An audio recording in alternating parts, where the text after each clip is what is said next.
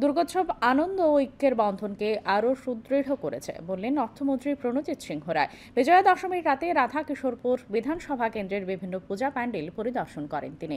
প্রতিটি পূজা কমিটির সদস্যদের সঙ্গে শুভেচ্ছা ও মত বিনিময় করেন তিনি।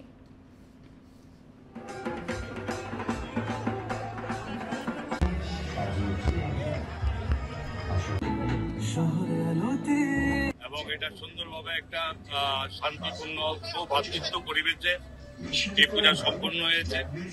তো স্বাভাবিকভাবে আমি আমার ব্যক্তিগত পক্ষ থেকে আমি উদয়পুরের সমস্ত দুর্গোৎসব যারা করেছে ছোট বড় এদের প্রত্যেককে আমি বিজয়ার এই দশমের শুভেচ্ছা আমি অভিনন্দন আমি জ্ঞাপন করছি। এবং এখানে যেভাবে ইয়াং জেনারেশন মহিলাদের ইয়েতে যুক্ত এবং সেই সঙ্গে যারা বয়োজ্যেষ্ঠ তারা আছে, এরা যে এটা যে মিলন ক্ষেত্র তৈরি করেছে, এটা একটা স্বাভাবিক রাজ্যের কাছে একটা অন্যতম একটা নিদর্শন।